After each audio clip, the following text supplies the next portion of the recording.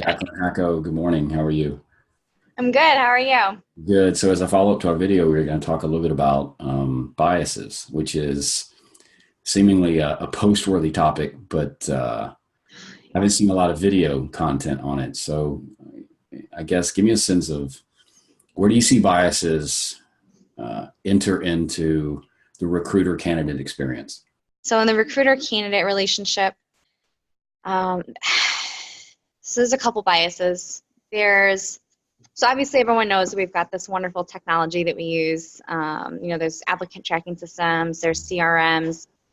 Um, so for recruiting agencies, and I'm mostly I'm speaking from the perspective of a recruiting agency because I'm not an internal recruiter, so I don't want to speak for them because they kind of have a whole different set of responsibilities and some different roles that they play in the process.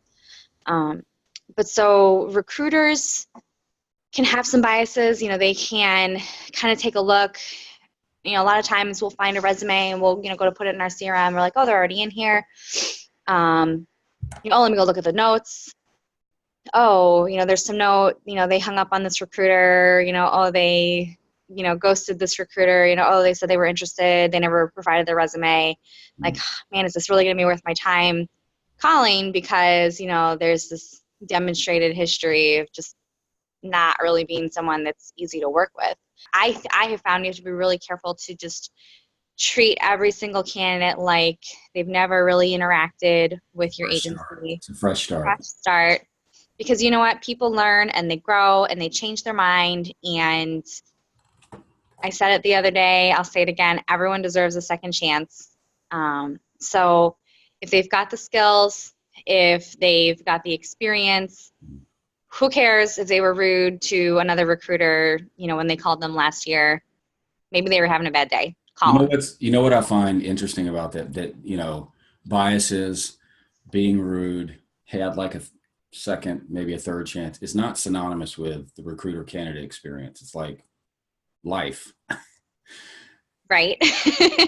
So it's interesting. So when it comes to biases, what's a common one outside of you know what goes on with ATS tracking and how that's mined for how a candidate responded before that? What other kind of biases do you see in your space? So we can see some biases, like if people have come from certain businesses. There's a few, here around Cleveland that just kind of have this reputation for kind of siloing people and not really giving them an opportunity to fully round out their skills. So, I mean, and I'm talking about IT professionals here, because that's what I do. So, we have a few companies here that are really big names. They employ a lot of people, and sometimes we'll see a resume from someone that's had the bulk of their experience there, and we'll kind of go, I don't know, they might not be strong enough for this role. And you can't do that because you don't know what they do on the weekend. You don't know what they do, what other side projects they're doing. Um, and especially in the developer community, a lot of people are just constantly creating things on their own time because they enjoy doing that and they want to learn and they want to grow. That's why I love talking to them. Yeah, that resonates because when I did recruiting for about 5 years internally, the role was a customer facing person. Hmm. Okay? And so the typical approach was to look inside the industry and find somebody who's done the work.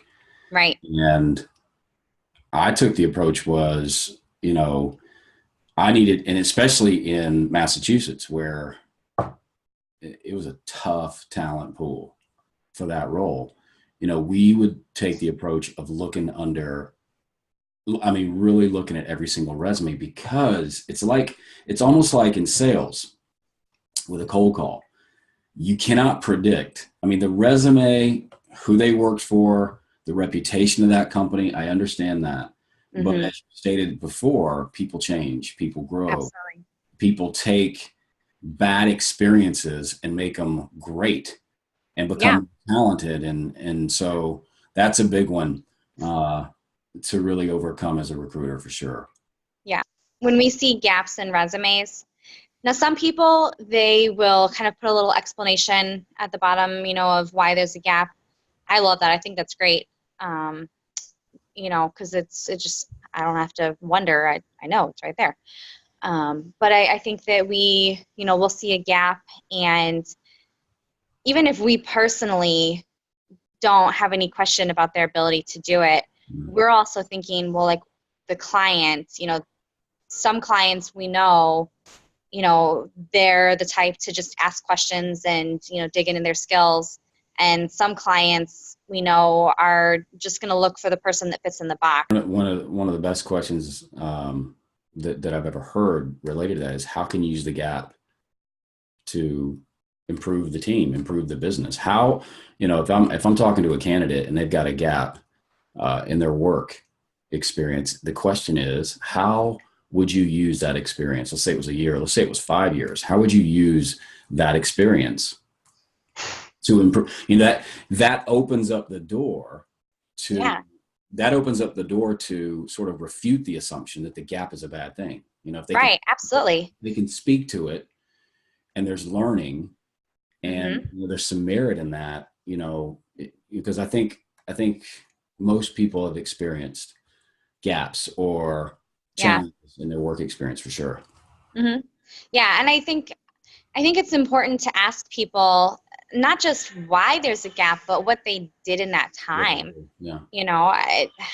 Some people, I'm working with a lady right now who is, she's decided to leave a toxic work environment, and she has the luxury of not rushing into something, because of her situation provides for that.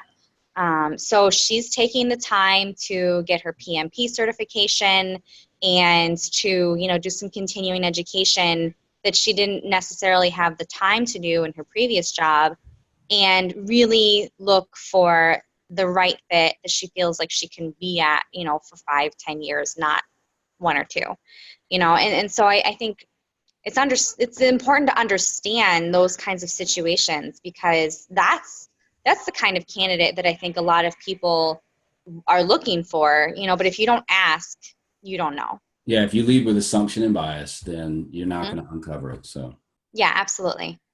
So yeah, biases just suck. Yeah, and none of us are immune. I mean, it's for me, it's intentional. I've looked at a resume and made assumption.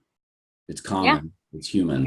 But we don't even realize necessarily when we do. Sometimes we kind of have to catch ourselves because we're going so quick. We have to really slow down sometimes. Awesome. So. Well, Jaclyn Hacko, thanks for your openness. It says a lot that you're willing to speak to something that's human and part of. And again, as I stated, it's not synonymous with recruiters and candidates. It's human, but because there's so much talked about on the platform with recruiters and the bad rap they get, and there are, at the end of the day, there's great engineers and bad engineers. There's great recruiters and bad ones, and it's just, I hope we're shedding some light on the topic in a meaningful way for everyone. So thanks for your time. Absolutely. Thank you.